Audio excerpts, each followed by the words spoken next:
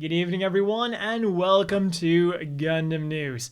And I've got some pretty good news for the 00 fans in the audience, because we just got some more details on the Master Grade Gundam Virtue. This massive chonky boy will set you back 8,800 yen, a little over $80, and it's currently scheduled for a November release.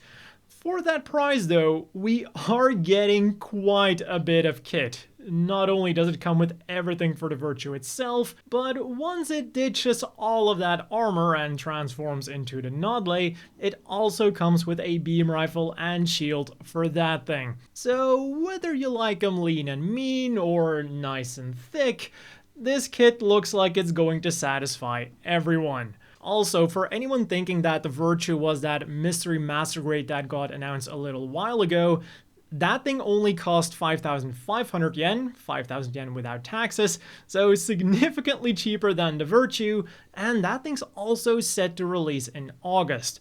So that's still a mystery what it is, because at the moment all we know is literally what I just said, a price and a release date.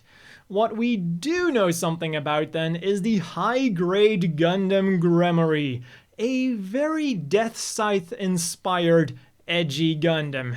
The damn thing even comes with a scythe-like weapon, although in actuality it's a damaged battle anchor. Does a battle anchor just mean that you put an anchor on a stick and then just hit something with it really hard? Does that turn a normal anchor into a battle anchor? I don't know. Another thing that I'm wondering about with that battle anchor is that the article says that the blade parts of the battle anchor can be replaced, so you can make a complete battle anchor. The thing is, what they don't explicitly mention is whether or not they will actually be including that second blade part, so you can make it with this set, or if you gotta buy a second Gremory to do that. For 1,980, and that definitely would be a nice gimmick to include as is, in my opinion. And just like the next kit that got more details announced, the SDW Cleopatra Qubeley Dark Mask version, it's currently scheduled for October. As for that Qubeley then, it's 660 yen and it comes with a dark mask that you can attach to other kits, making it look like the Qubeley is possessing them. This is giving me some serious Borok vibes or Borok vibes from Bionicle. Also, in fall they will be announcing more SDW kits, so definitely something to look forward to for SD Gundam fans. The other things that were announced this week then were calendars for 2022. For 1,980 yen, there is the Gundam Mechanical Calendar UC Next 100.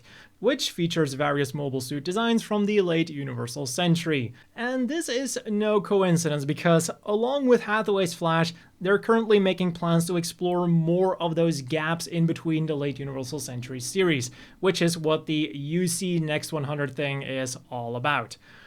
Also, the style of the calendar itself is really cool, but it seems to be mostly for decorative purposes because there's no way to actually write on the thing.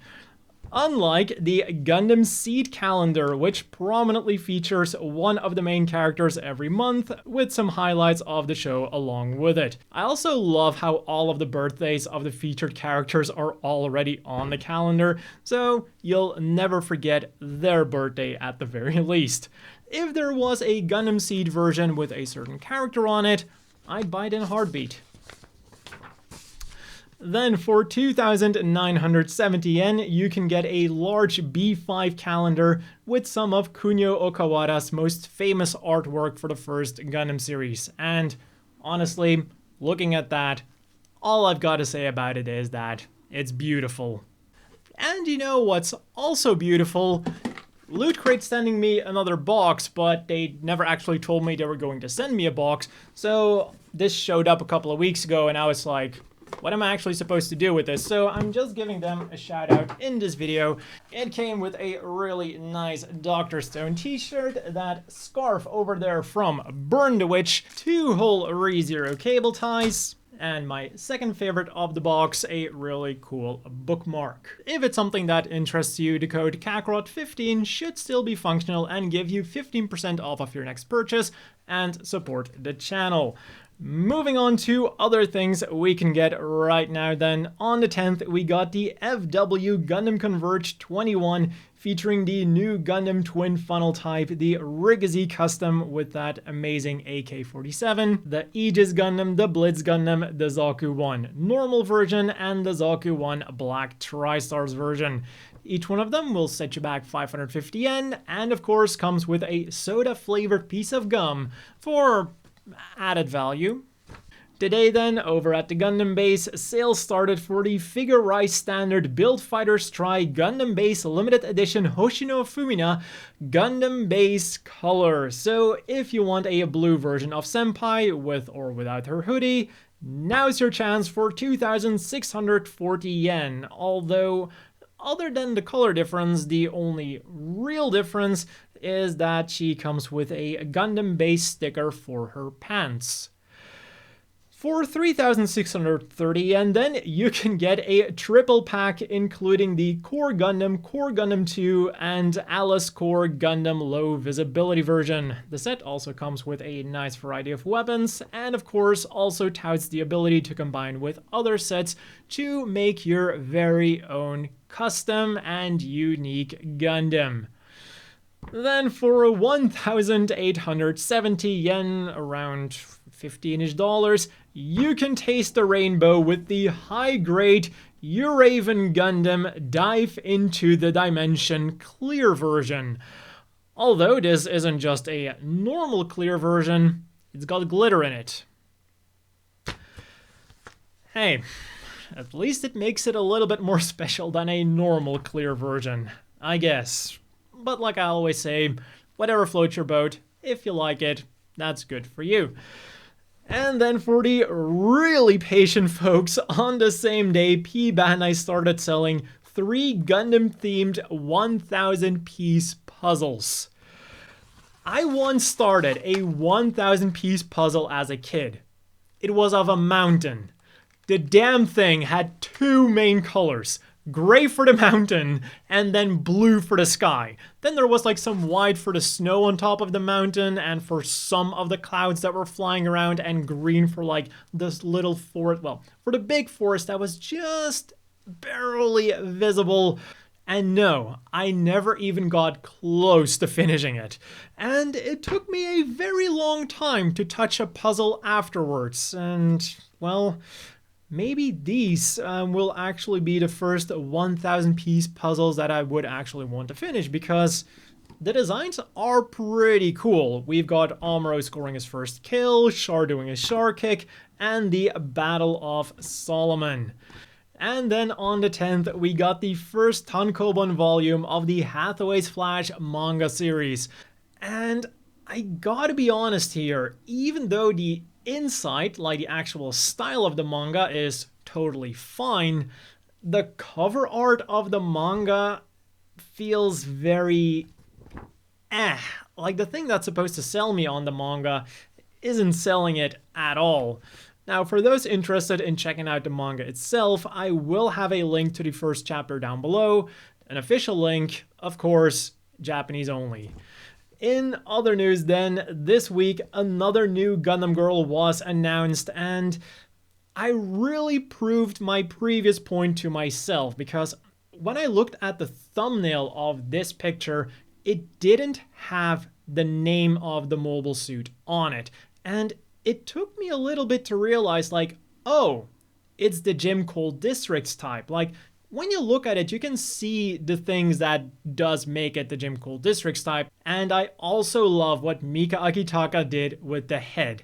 It's the Gym Cold Districts type, so they turned the head of the Cold Districts type into like a thick hood from a winter coat. That's clever. I like that. Also, the snowman logo. Nice. Next up then is some good news for fans of the Zaku and T. For 27,500 yen, or around $250 US roundabouts, you can buy a Zaku-shaped kettle. But wait, there's more. Included in the set is a stainless steel tea strainer as well. Although I'm still going to pass up on this because obviously I'm a coffee person. On to this week's Gundam Apparel then. First up from Bankore, we have the Gundam Bit series, which is scheduled for July and features a really cool rendition of Char's personal emblem. It's like an 8-bit retro feel, and again, I really like it. We can get this emblem on a black t-shirt for 3,300 yen, $30, a tote bag for 2,200 yen, $20, a coin case for 1,760 yen, a mini towel for 990, a pin for 1,650 yen, and an acrylic stand and keychain combo for 1,760 yen, or around $15. At the same time then, there is also the Qubeley pot project. Le ding. Now, I think I would rather wear the Ahegao face t-shirt than anything with that embarrassment on it. Fortunately, Bankore seems to agree with me and decided that most of the stuff in this collection will only feature the vase. Not even the vase wants to be seen with Qubeley. Like, Bankore clearly knows who the most important of the two is.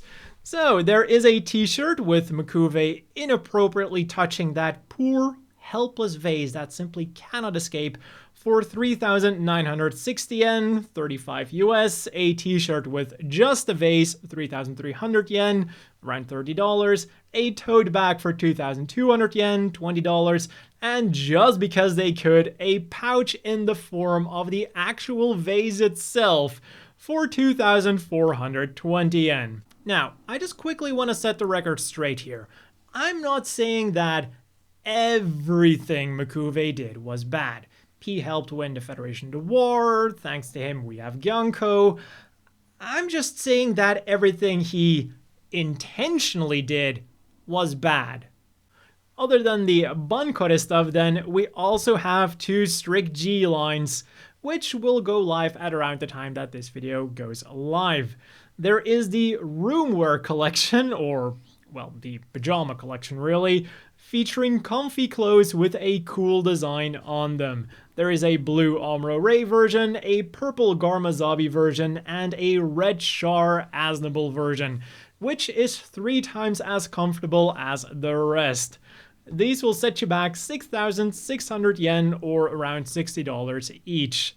Then the second collection is a commemorative collection for the Hathaway's Flash movie, which would have been timed had the movie not been delayed. Anyways, for 5,830 yen, there is a black or white t-shirt with a key visual on the back. For 4,180 yen, a black t-shirt with the Mofty logo, which is actually pretty sick, or a khaki t-shirt with Mr. Pumpkinhead. For 5,280 yen, we can get a holographic design of the Xi Gundam or the Penelope Gundam on a black or white t-shirt respectively. Then for 8,580 yen, there is a Mofty jacket. In addition to the clothing then, we can get a towel for 3,300 yen, a pumpkin pouch for 2,200, and a pumpkin keychain for 1,320 yen. I can't help but feel that this would have sold slightly better if it was closer to Halloween. Over at the Gundam Café then, they started selling a sticker book, again under the UC Next 100 moniker. For 1,650 yen, around $50, you can get 12 pages filled with cool stylized stickers from the late UC series. Also, they misspelled Flanders. I am very particular to this thing, because that's where I live. But whatever, on the 10th, they started celebrations for Kira and Kagali's birthday on the 18th in the only way they know how. With a limited menu, limited drinks, limited fortune lattes, and of course, 5 random collectible pictures, baby. And then finally, it's been a while since we've had a look at a poll. And the one that Gundam.info is running this week is one of the most one-sided polls I've ever seen in like anything, not just on Gundam.info, but in total. The question is, which is the most famous scene of the Freedom? So, at the moment that I'm recording this, there are 21 votes for the combo attack with the Justice Gundam, like when they were trying to escape Orb. I mean, understandable of all of the main things that the Freedom did. That was a relatively scene because nothing really happened. Then 28 votes for the battle with the Savior. I totally agree because I want to forget about this scene. 30 votes for the first time Kira got the Freedom. Again, I guess a little bit underwhelming compared to the rest. Then with 1 vote more, we have the full burst mode. 40 votes for stealing Qubeley from her wedding. Nice. 53 votes for holding hands with the Justice Gundam. And that's not just me trying to be funny, that's actually what the option is called. And clearly the fans enjoyed it because it is on the higher end of the poll. Or well, at least 53 people enjoyed it. Then 87 votes were getting up there, people. The full burst with the Meteor. Then 90 votes, bronze medal, his fight with the Impulse. Like, yeah, I can understand that that was a pretty big scene, like a pretty famous scene, but I would argue that that's kind of more a famous scene for the Impulse Gundam and not as much the Freedom Gundam because, you know, the Freedom Gundam kind of lost that battle, so, Then 115 votes for the battle against the Providence Gundam, which is a very nice silver medal. Now, if you've been counting the votes up until now, you might be thinking that, well, seems like this was kind of an unpopular vote and not a lot of people voted in it. Well, number 1, the Freedom Saving the Archangel got a whopping 781 votes, which is significantly more than all of the other entries combined, which was somewhere between 400 and 500. Granted, I do agree with the sentiment that that is probably the most famous scene that the Freedom Gundam appears in. So that has been all for this week's Gundam news. As always, a big thank you to the Patreon supporters. I hope everyone watching has a great day, and I'll see you all next week with more Gundam news.